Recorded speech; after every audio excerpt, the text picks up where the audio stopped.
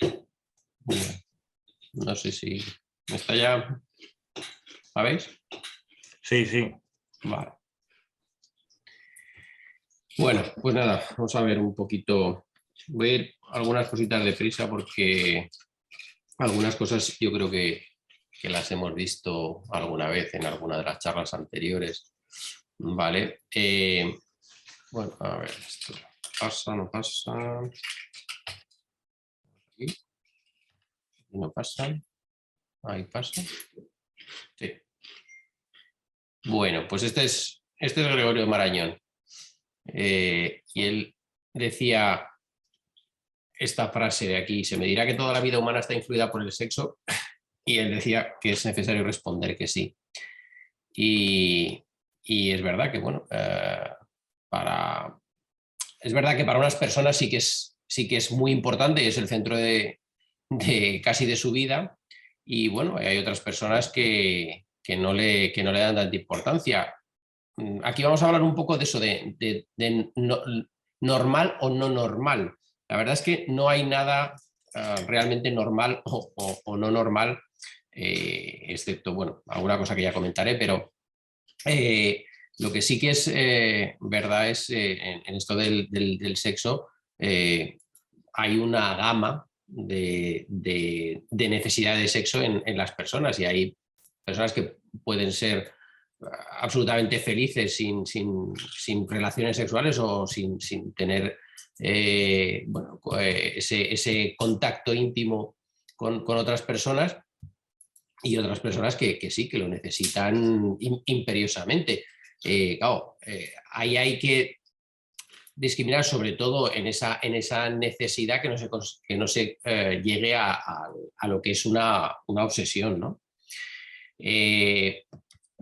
Es verdad que la Organización Mundial de la Salud también habla de la salud sexual, ¿no? Que como ese estado de bienestar físico, emocional, mental, pero que no solo no es la ausencia de enfermedad solo, ¿no? Sino de estar bien consigo mismo en ese aspecto, que no necesariamente hay que tener una enfermedad para tener un problema de salud sexual. Vamos a hablar un poquito de estos tres temas, ¿vale? De la disfunción, de la eyaculación y de la disminución del deseo.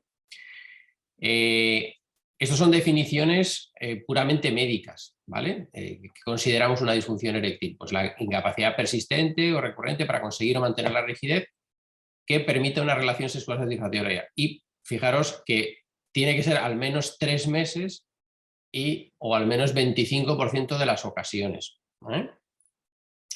Hay algunos índices, algunos cuestionarios que damos muchas veces a los pacientes para saber si tienen esa disfunción, porque bueno, cada uno considera disfunción una cosa.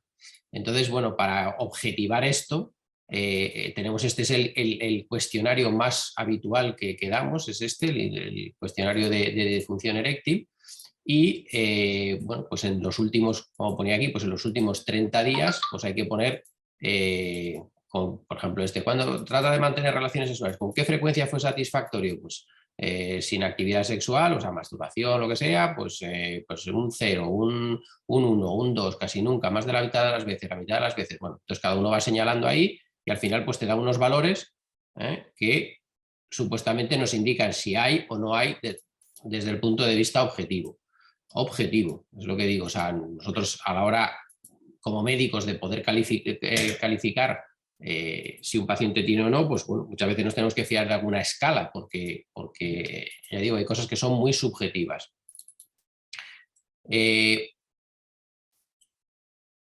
otras veces que, bueno, lo que utilizamos es este índice de rigidez, en el que más o menos pues lo que hacemos es comparar la rigidez del pene con estos objetos y estas cosas. Pues una disfunción severa pues sería pues eso, que estuviera como un tofu, moderado pues un paladar sin la piel, una erección pues aceptable pues como un plátano con la piel, y luego ya pues un pepino sería vamos, el sumum, ¿no? Y si nos vamos a lo que hablamos de eso, de normalidad, no normalidad o lo que sea, bueno, pues aquí tenemos por años, más o menos lo que podríamos esperar. 25 años, elecciones completas, espontáneas, fuertes, rigidez y con este grado de elección, 45 años, por ahí, pues intensa, pero a veces no completas, espontáneas, muy puntuales, ya veis el grado en el que podemos encontrar el pene, y ya por encima, bueno, hacia los 70 años, pues intensas ocasiones, pero suficientes para penetrar y, bueno, pues débil con menos de 25 grados, ¿vale? Eso serían, ya hablamos de normalidad o no normalidad. Este instituto, que es el más reconocido como instituto de sexología, bueno, pues ha hecho numerosos estudios sobre lo de las relaciones sexuales, ¿no? Que podría ser el estándar, ¿no? Bueno, pues fijaros, por ejemplo, que mantener más de 4 relaciones semanales tan solo aparece en un 2% en este rango de edad, y frente a un 21% de casados. O sea, que con los que tienen pareja, bueno, que no sé, o sustituirlo de casados por pareja o pareja estable, pues hay un 80% que no tienen todas estas relaciones, ¿no? Que sean varias veces al mes, que bueno, aquí no especifica exactamente, o semanalmente, menos del 50% en este rango de edad. Entre los 25 y los 30 y los 50. Si tienes pareja o no, bueno, pues pasa lo mismo, varias veces al mes o semanalmente, 13% solo en solteros, o bueno, si hay pareja, pues ya, bueno, ahí ya sí que aumenta un poquito. Y ya en el rango de los 70, pues solo un 15%. Y en España, ¿qué pasa aquí con los españoles? Bueno, pues fijaros que una vez solo a la semana, el 23,5%.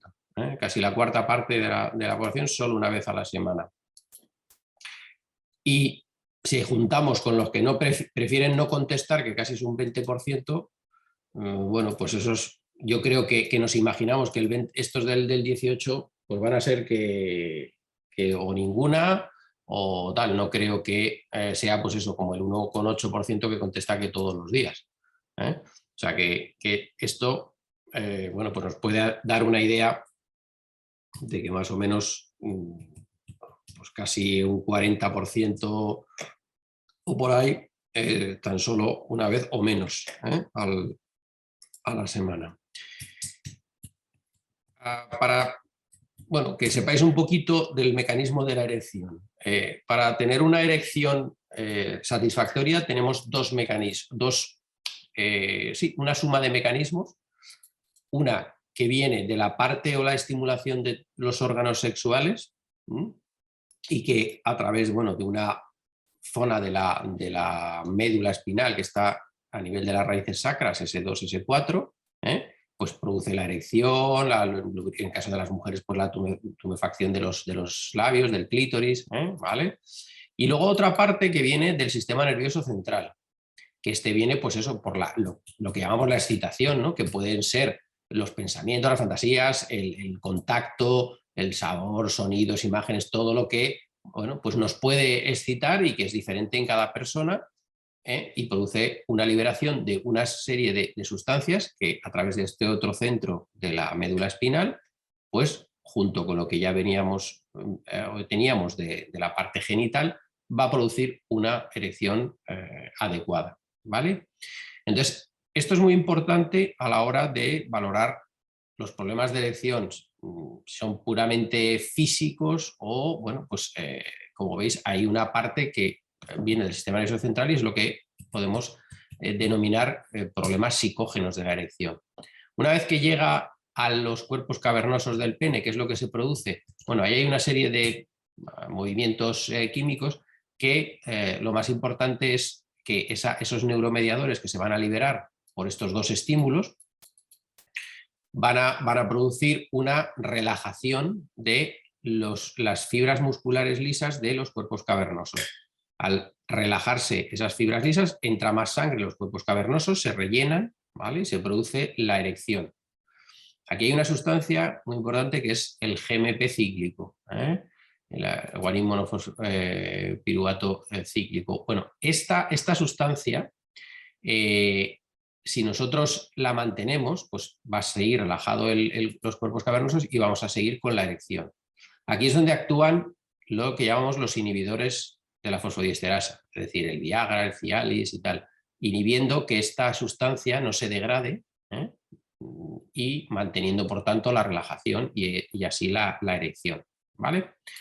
Pero para llegar a esa liberación de ese GMP cíclico, ahí no tenemos ninguna medicación que actúe sobre estas dos zonas, ¿vale? Con lo cual estas medicaciones solo funcionan si de verdad hay una excitación, un deseo de mantener relaciones y también, bueno, pues a nivel local, pues hay una buena sensibilidad del pene, etcétera, ¿vale? Y la suma de esos dos sí que va a liberar. Luego ya lo que nos ayuda a la medicación es a bueno, pues mantener la erección. Por tanto, tenemos unos problemas de erección que son de origen psicógeno y otros de origen fisiológico, ¿vale? Realmente los mayores problemas de la erección a nivel físico realmente son sobre todo los vasculares. En vuestro caso, bueno, siempre hay que tener en cuenta el tema hormonal, si realmente hay una suplementación hormonal adecuada y está en los niveles normales. Eso en cuanto a la parte física, pero bueno, en vuestro caso aquí también viene el gran problema de las de origen psicógeno. ¿Por qué? Porque todas estas situaciones muy probablemente, pues alguno de vosotros pues, las tendrá a lo mejor todas o habrá padecido alguna, y esto es tan o más importante muchas veces que la parte física, ¿vale? ¿Cómo las diferenciamos así a grosso modo entre una psicógena o una orgánica? Bueno, a nivel de la población en general, no ya de un Klinefelter, cuando aparece, ¿no? Pues una psicógena generalmente, bueno, pues en menores de 40 años, la orgánica ya en mayores de 50, una psicógena, pues el inicio que tiene es agudo,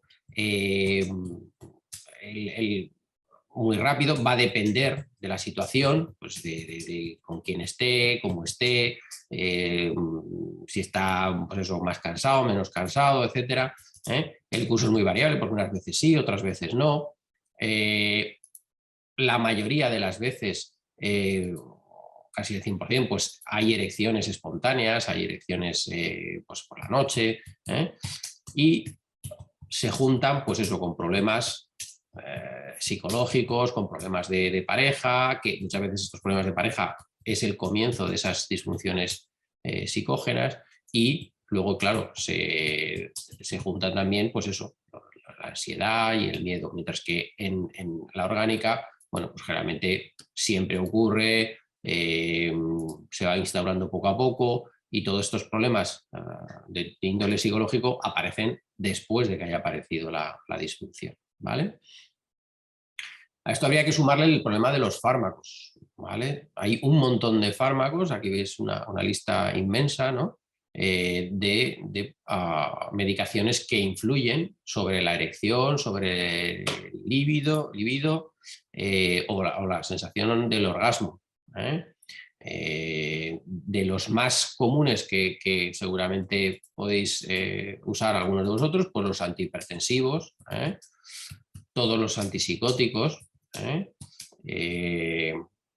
bueno, algunos cardiovasculares, pero sobre todo es eso, los que tienen una relación con el sistema vascular, aunque hay otras cosas un poquito, bueno, pues que la gente no se espera que puedan producir disfunción, y sin embargo es así, como por ejemplo los diuréticos, algunos diuréticos sí que producen disfunción, algunos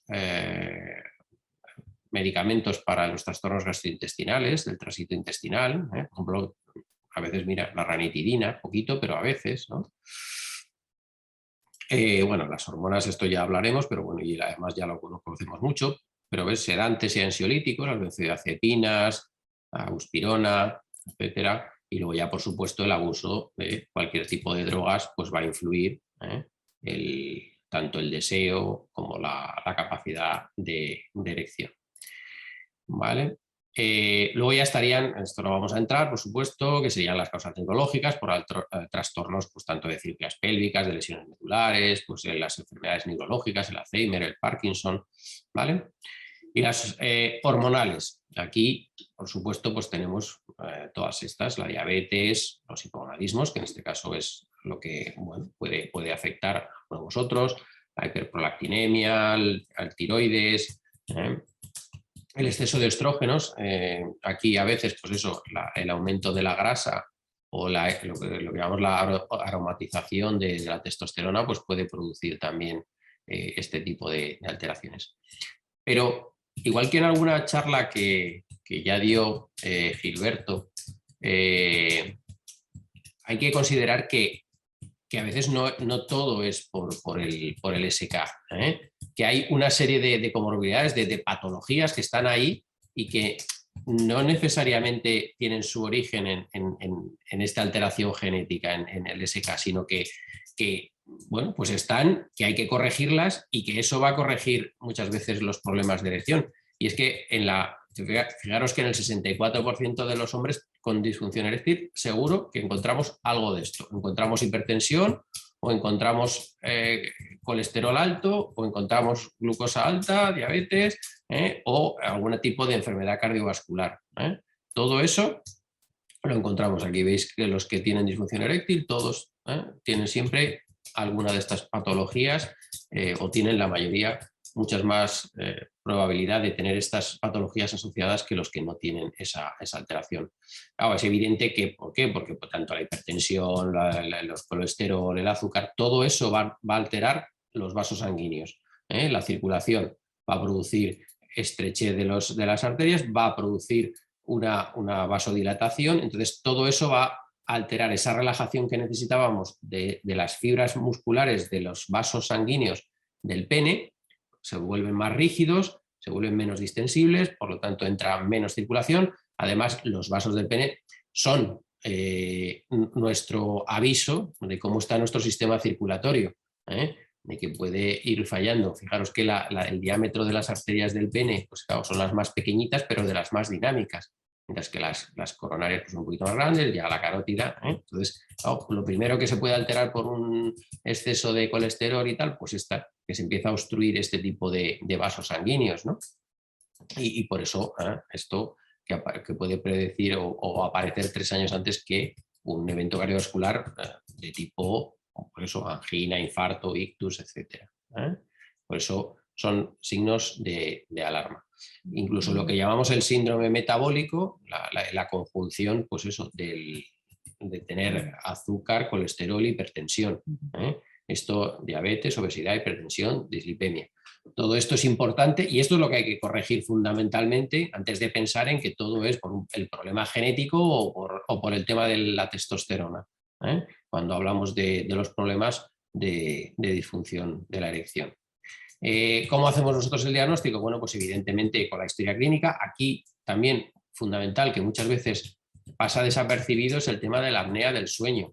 Hay mucha gente que bueno, pues no le encuentras ninguna alteración, pero bueno, investigando, pues dices, no, yo es que no descanso bien. Bueno, pues es que el sueño es fundamental para mantener muchas veces la tonificación de las erecciones. Entonces, es un motivo a veces de disfunción eréctil, ¿vale?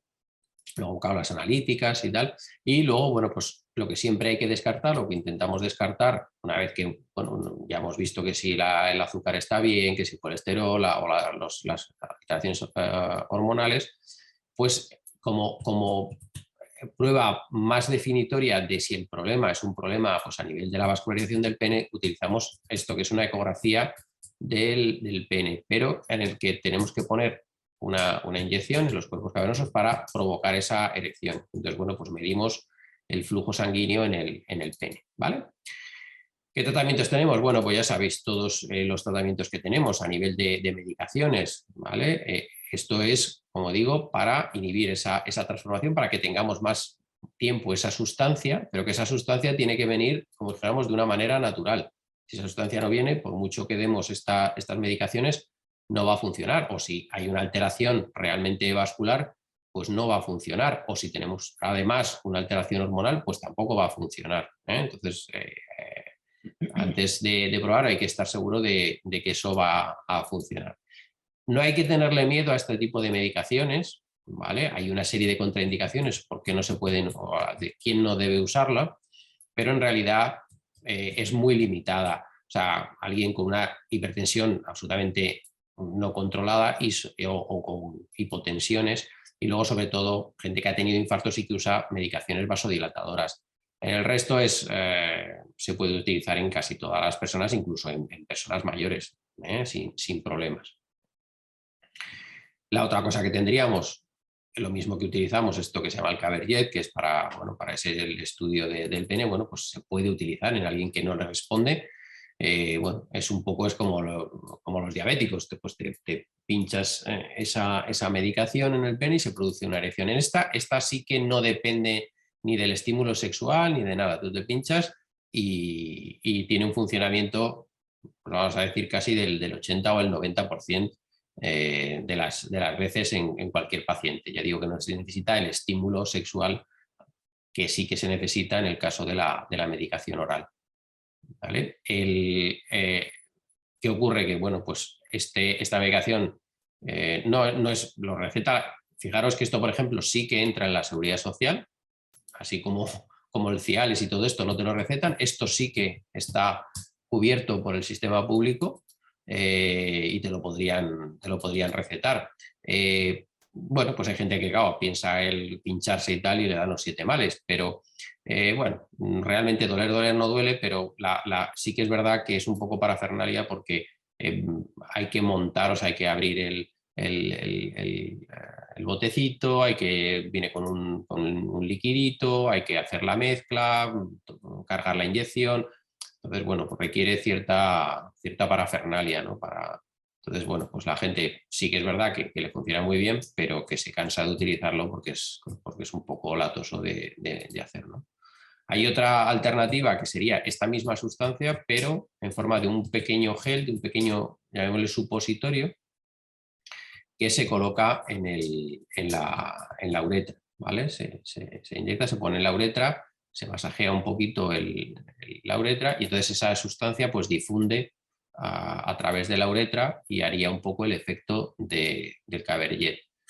Bueno, pasa un poco lo mismo también, o sea, tiene menos parafernalia porque esto viene ya cargado, o sea, no hay que hacer nada, pero sí que tiene que estar, por ejemplo, en la nevera hasta que lo utilizas, sacarlo un poquito antes, ponerlo, y luego, bueno, pues la gente dice que les cuece y le molesta mucho cuando se produce la erección, y no a todo el mundo esa difusión de esa sustancia es adecuada y le produce una buena erección, ¿no?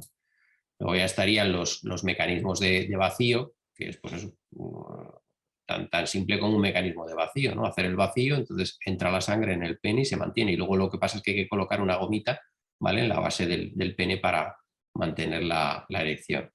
Pasa lo mismo, se utiliza relativamente poco. Lo utilizamos, y yo lo utilizo a veces para hacer un poco de fisioterapia del pene, ¿no? En gente que no tiene muchas erecciones y, bueno, pues para una manera de estimular y que se rellenen los cuerpos cavernosos con sangre, que se dilaten, que se estiren, bueno, pues hacer ejercicios un poco con el aparatito este. Lo que pasa es que, bueno, hay que tener cuidado y saberlo utilizar. Y luego estarían las prótesis. Antes Nacho nos ha mandado ahí alguna noticia de lo de las prótesis de pene. La verdad es que funcionan muy bien y la satisfacción de los pacientes es grande. Todo el mundo siempre, cuando hablamos de prótesis, se lleva un poco las manos a la cabeza en lo del pene. Todo el mundo está acostumbrado a la prótesis de rodilla, de cadera, de lo que sea, y sin embargo cuando hablas de una prótesis de pene, pues como que empiezan bueno, a decir bueno, o a causar bueno, pues cierto jocosidad, ¿no? O a pensar bueno, que es una cosa ahí como súper incómoda y extrañísima, ¿no? Y la verdad es que funcionan bien.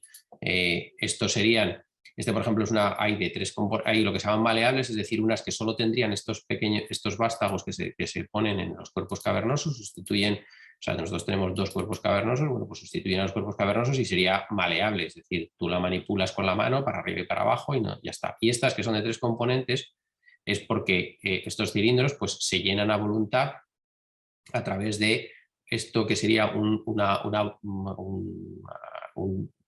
motorcito, entre comillas, ¿no? que tú le das a una pequeña perita. Hay de dos tipos, ¿no? Uno que tiene solo un one click, que le llaman, que le das a un clic, y entonces el líquido que está aquí en este reservorio pasa y llena los cuerpos cavernosos y produce la erección. Y luego cuando ya has acabado lo que sea, pues vacías y bueno, el pene queda en flacidez. Externamente no se nota absolutamente nada.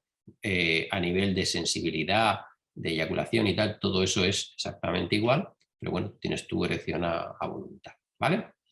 En cuanto a la eyaculación, todo el mundo siempre se pregunta lo de la famosa eyaculación precoz. Bueno, pues estaría también la retardada, pero bueno, la eyaculación precoz. Definición científica, la que ocurre antes o dentro de una muy corta duración del inicio de la penetración vaginal u otra estimulación sexual relevante, que no tiene, y que no, pues eso se produce porque no hay ningún control sobre la misma. Eso siempre se tiene que repetir durante tiempo, meses, y que produce angustia. ¿Y cuánto bueno, es el tiempo? Bueno, pues por lo menos tiene que ser 6 meses, que ocurra en el 75 al 100%, y sobre todo lo que llama la atención es que todo el mundo, no, yo eyaculo muy rápido y tal. ¿Cuánto es rápido? Bueno, pues fijaros que científicamente es 1 minuto. O sea, todo lo que sea más de 1 minuto ya no es una eyaculación precoz, ¿vale? Y en otras, bueno, lo extienden a 3 minutos, pero todo esto siempre está medido dentro de lo que se llama la latencia intravaginal, es decir, en una actividad continuada dentro de lo que es una penetración. Entonces, bueno, el concepto que tenemos siempre es de escasa duración, sea el tiempo que sea, eso lo tenemos demostrado. ¿Y por qué pongo esto? Bueno, pues porque efectivamente nosotros somos, como todos los animales, bueno, pues tenemos que acabar rápido, pues para que no venga el depredador y nos coma. Entonces, para eso estamos diseñados. El resto, bueno, pues viene derivado de la necesidad o el deseo de querer, bueno, pues alargar la situación con la pareja. Muchos, bueno, pues pensando en la satisfacción de la pareja, etcétera, pues uno quiere acabar más tarde o mantener esa erección. Pero nuestro diseño no es ese, ¿no? Nuestro diseño es acabar muy, muy pronto. Entonces aquí tenemos, bueno, pues algunas otras definiciones de la eyaculación, no lo que llamamos la variable, porque unas veces sí, otras veces no, y la subjetiva, que es esa que decía, ¿no? Que realmente, si nos vamos a la definición científica, no la tenemos, pero sin embargo, la sensación que tenemos es de disconfort, de angustia, de no estar satisfecho. Entonces, bueno, a la hora de tratarlo o no tratarlo médicamente, pues tenemos que estar atentos a estas situaciones. Bueno, el diagnóstico pues no tiene más valor que todas, bueno, lo que he dicho antes, pero claro, habría que hacer esas mediciones, ¿no? Claro, aquí os pongo un poquito lo que se ha ido haciendo, que bueno, el dejarle a la pareja o al propio paciente que ponga un reloj, que le dé a un cronómetro, tal, pero bueno, todo esto, como digo, en el caso de la eyaculación, lo tenemos más que claro, que es simplemente hablar con el paciente y ver si esa sensación, que nos cuente en cuánto tiempo más o menos se produce esa eyaculación, y sobre todo si eso le produce problema a él, no tanto a la pareja, porque bueno, evidentemente si él tiene un orgasmo satisfactorio y tal, no. O sea, el problema seguramente ya viene por la situación de pareja, no por la situación en sí de esa eyaculación, ¿no? Para todo, igual que en la disfunción, tenemos también cuestionarios y tal, pues para objetivar un poquito de una manera numérica que si tenemos o no tenemos esa eyaculación. ¿Cómo lo tratamos? Bueno, pues la terapia conductual es lo que realmente funciona, es decir, el conseguir un reflejo o un control a nivel mental del reflejo eyaculatorio. Sí que tenemos medicaciones, una sería el Privilegy y otra es los sprays que producen una disminución o una anestesia a nivel del glande. Las medicaciones, realmente esta que sí que salió con indicación de la eyaculación precoz, a mí particularmente no me entusiasma porque, bueno, al fin y al cabo son medicaciones derivadas de medicaciones para la ansiedad. Entonces, estas, lo que pasa es que tiene una vida media muy corta y entonces, bueno, pues la tomas y en media hora están haciendo efecto y en 2 horas ya no tiene efecto.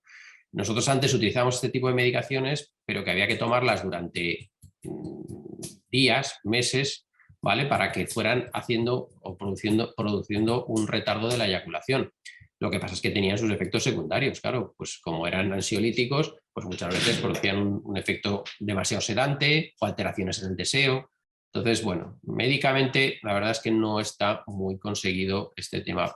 Sí que es verdad que el spray sí que tiene su eficacia porque, bueno, pues al disminuir la sensibilidad, bueno, pues te da pues una mayor sensación de seguridad en el caso de la penetración. Pero sobre todo aquí hay que trabajar mucho esta terapia conductual, es decir, lo que son la ansiedad que se produce por el hecho de pensar que se va a producir esa eyaculación. Luego hay otras cosas que se han probado, como es el tramadol, como son, bueno, pues algún antidepresivo y tal. Y luego esto que pongo aquí, estos son masturbadores que tienen diferentes, estos son como, no sé si habéis visto los que se llaman los huevitos, ¿vale? Pero, bueno, pues para introducir el pene. ¿Y qué es lo que tienen? Pues diferentes como si dijéramos, rugosidades y diferente consistencia en cuanto a lo que es el atrapamiento del pene. Y entonces, pues son de los más, entre comillas, bailones a los que más agarran. Entonces, se va trabajando con ellos para ir consiguiendo controlar el sistema, el reflejo eyaculatorio, ¿no? Entonces, esto junto con a veces los sprays desensibilizantes, pues va recuperándose. Claro, ¿qué ocurre generalmente en la eyaculación precoz? Pues que es una cosa que se ha estado manteniendo durante mucho tiempo, con lo cual la reversión de una eyaculación precoz no es de un día para otro, no es tomarte la pastillita y se acabó, sino que hay que trabajarla y reentrenar ese reflejo, ¿vale? En cuanto a la disminución del deseo, lo que hablábamos al principio, no a todo el mundo, pues eso, tiene los mismos grados de deseo. O sea, hay gente más, llamémosle asexuada, y gente muy hipersexuada. Entonces, lo que realmente hay que buscar o cuando tratamos esto es que, como pone aquí, que produzca un factor estresante en la persona. O sea, pues yo antes no era así y ahora pues esto me está produciendo un problema. Pero si uno realmente nunca ha tenido problemas porque, bueno, pues tiene un bajo deseo, pues tiene un bajo deseo. Si eso no le causa problema, no hay que empeñarse en cuál es el deseo normal o que tengo que tener, ¿no? Es que yo hablo con fulanito y con el amigo de no sé dónde y me dice que, pues eso, que está todo el día, bueno, pues él sí, pero tú no, sí, o sea, entonces no hay que hacer comparaciones en ese sentido, ¿vale? Pues eso, el deseo es una experiencia subjetiva. Y luego está la excitación, que esto es la respuesta que ya que implica las manifestaciones físicas. O sea, puede ser que haya una estimulación y bueno, si se produzca la erección, pero dices, bueno, vale, tengo la erección pero no tengo deseo. Pues sí, porque mentalmente pues no tienes ese problema, mientras que físicamente pues sí que te responde todo. Aquí influye mucho lo que llamamos la química, ¿no? Que son todas estas sustancias, la dopamina, feniletilamina, la serotonina y tal, que todo esto, que es lo que hablábamos al principio también, que venía del sistema nervioso central, es necesario para la erección, pero que afecta al deseo. Por ejemplo, la feniletilamina, que produce la secreción de dopamina, pues claro, va a activar el deseo sexual. Y la dopamina a su vez lo que hace es que nos da satisfacción, nos premia como si dijéramos, y entonces nos genera que queramos repetir esa situación, que puede ser no solo en la parte sexual, sino que, por ejemplo, la dopamina pues, se produce con las drogas, se produce con, yo qué sé, pues el que le gusta ir al parque de atracciones y tirarse por la montaña rusa, pues produce esa adicción, ¿no? Y la serotonina, que esto es lo que a veces, por ejemplo, en esas medicaciones que utilizamos para la eyaculación precoz, pues es el de la felicidad y tal. Bueno, pues esto a veces, con ciertas medicaciones psicótropas, pues se inhibe, con lo cual pues tenemos el problema de que ya no aparece pues eso,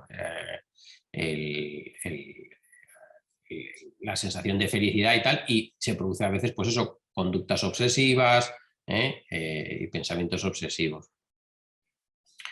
Está medido que todas estas sustancias, que en el momento, por ejemplo, de conocer a una pareja están al máximo, pues llega un momento en que se produce una habituación, una tolerancia, ¿vale? Esto se interpreta, pues decir, pues es que ya no tengo deseo, ya no siento lo mismo, etcétera. Pues efectivamente es así, o sea, hay una química en la que se produce todo esto, y ahí entran, a partir de ahí, pues hay un momento en que lo que se va produciendo pues es más oxitocina, vasopresina, que son sustancias que, por ejemplo, en las mujeres, cuando tienen los niños, tienen mucho más, y es lo que produce el apego, la sensación de más tranquilidad, pero sin embargo, más complicidad, ¿no? con la persona con la que se está. Por eso muchas veces, bueno, pues las relaciones parece que tienen como una caducidad, ¿no? Cuando pasa ese episodio de liberación de esas sustancias y luego se pasa a la otra. Sí que es verdad que estas sustancias, bueno, pues se pueden intentar, no ya químicamente, sino personalmente trabajar, ¿no? Para que, bueno, pues sigan liberándose, y pues entre ellos pues es eso, la estimulación con fantasías, con experiencias, pensamientos, etcétera, pueden reactivar un poquito todas estas sustancias, ¿vale? Aparte de eso, bueno, pues ¿cuál es la otra cosa que puede disminuir el deseo? Bueno, pues los problemas, sobre todo, bueno, el tener esas disfunciones que pueden llevar en el aspecto psicológico a la disminución del deseo, pero luego tenemos los trastornos hormonales. Por una parte, el exceso de prolactina, que a veces, pues si hay trastornos de la hipófisis y tal, se van a producir, y el hipogonadismo, que es lo que más bueno, pues nos puede interesar. Yo creo que esta diapositiva de los síntomas que se pueden producir cuando hay un defecto de la testosterona, ya los había puesto en alguna presentación, que pueden ser pues eso, que aparezca insomnio, nerviosismo, sudoración, pues episodios de los sofocos, también pues dificultad de memoria, pérdida de motivación, depresión, baja autoestima, la ganancia de peso, la pérdida de vello, disminución de la energía física. Y en el ámbito sexual, pues eso, baja calidad del orgasmo, menor volumen del eyaculado, reducción de la actividad sexual o disminución del interés por el sexo. Pero para que realmente esté ocurriendo esto, no solo es el trastorno genético, o sea, sino que, bueno, estos son como siempre cuestionarios que hay, lo que hay que medir son los niveles de testosterona. Si los niveles de testosterona están bien, ya digo, esa falta de deseo no hay que achacársela al problema hormonal. Habrá que buscar el problema más bien psicológico, ¿no? También en cuanto a los niveles de hormonas, esto, fijaros que hay diferentes puntos de corte de lo que son la testosterona normal, según muchas veces las sociedades, ¿no? La sociedad de endocrinología pues lo cifra en 300, la sociedad de medicina sexual o la europea de urología en 350 y tal. Lo que está claro es que el punto de corte es que tengas menos de 200 nanogramos de cilitro, ¿vale? En sangre de testosterona. Aquí se producen todos los síntomas. En el resto, bueno, pues ya se puede jugar un poco con estas cantidades, ¿vale? El tratamiento, bueno, pues esto ya también lo conocéis, ya lo hemos hablado alguna vez, los geles, el Reandrón y los parches. Y bueno, yo creo que esto ha sido un poquito el repaso. Hay bueno, si queréis preguntar ahora en directo, pero sí que me había dado algunas preguntas, algunas dudas que tenéis, que no sé si o las hacemos en directo los que queráis o algunas de las que están aquí. Nacho, no sé si ir contestando. Yo creo que podrías intentar contestar las que te mandé del tirón. Vale. Luego ya cortamos y hacemos el debate. Muy bien. Pues vamos a ver. Había aquí preguntitas. A ver. A ver. Pregunta alguien que tiene como espasmos en la zona anal, no siempre, a veces le coincide con el ciclo de testosterona al principio de pincharte en los 5 primeros, o al final o al principio de pinchar, o sea, la testosterona. Dolor agudo y constante. Y creo que hay otro que es también algo parecido, también algo del dolor al eyacular. Sí, hay un dolor debajo de los testículos al eyacular, dolor intenso durante un par de minutos con necesidad de orinar. Vamos a ver, yo esto realmente yo no le veo relación con la testosterona o justamente con pincharse la testosterona. Que te coincide justo en esas épocas, bueno, pues yo creo que puede ser un poquito casualidad. Sí que es verdad, o sea, lo que sí que existe, esa, no vamos a llamarle patología, ¿no? Pero ¿qué es lo que ocurre ahí en las relaciones? Cuando se produce la excitación sexual, se va produciendo más flujo de sangre a todo lo que es la próstata, las vesículas seminales, etcétera, y conforme se va produciendo la excitación, se va produciendo una contracción de todo lo que son los conductos desde los testículos, los conductos que vienen de los testículos que llevan los espermatozoides hasta la zona de las vesículas seminales y hasta la zona de la próstata. Se van produciendo unos movimientos para poder trasladar los espermatozoides desde los testículos hasta la zona prostática y luego el líquido seminal que está en la zona de las vesículas seminales hacia la próstata. Y por último, cuando llega el momento del orgasmo, se produce una contracción muy intensa y se eyacula. ¿Qué es lo que ocurre? Que esa congestión que se produce ahí, bueno, pues puede producir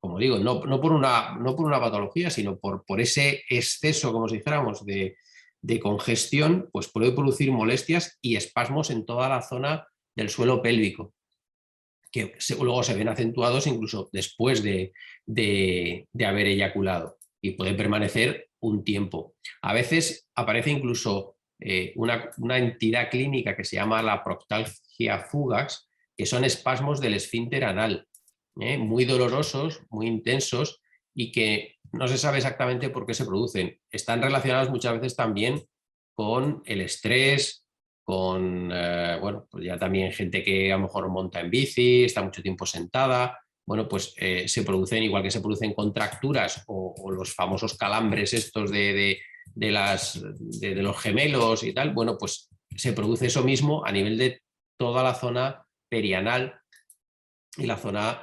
del suelo pélvico. Entonces se puede producir pues, con más razón cuando se produce la excitación. Otra pregunta, bueno, lo de la sangre espesa y también dos preguntas. Vamos a ver, sí que lo que hay que tener cuidado, vamos a ver, lo de la sangre espesa. No sé exactamente a qué referís con la sangre espesa, pero lo que hay que medir, y si uno está bien suplementado con la testosterona efectivamente en exceso, una de las complicaciones que puede tener es que aumente el hematocrito, que es pues eso, el número de glóbulos rojos, y eso hace que la sangre sea más densa y bueno, pueda producir problemas. Entonces, lo que sí que tenéis que hacer siempre es tener un buen control de sangre, o sea, igual que como tenéis que hacer el control para ver los niveles de testosterona, O sea, claro, no es lo mismo que un diabético que tiene que estar todos los días sabiendo cuáles son sus niveles de glucosa, pero en vuestro caso sí que tenéis que saber, al menos, pues eso, cada 2 meses o así, no solo medir los niveles de testosterona, sino medir en el hemograma cómo está el hematocrito y ver si efectivamente está bien, y medir los niveles de colesterol. Sabéis que el exceso de testosterona pues, puede producir también un aumento del colesterol. Entonces, eso es importante porque sí que efectivamente son tanto el aumento del hematocrito como el aumento del colesterol factores obstructivos de los vasos sanguíneos. Y entonces, pues sí que pueden influir a nivel de la erección. En cuanto al eyaculado, el volumen de eyaculado. Vamos a ver, el volumen de eyaculado sí que varía dependiendo, pues eso, de si ingieres más líquido, si ingieres menos líquido, si eyaculas más veces, si eyaculas menos veces. Eso es así. ¿Cuánto es el volumen de eyaculado normal? Tan solo 2 o 3 mililitros como mucho.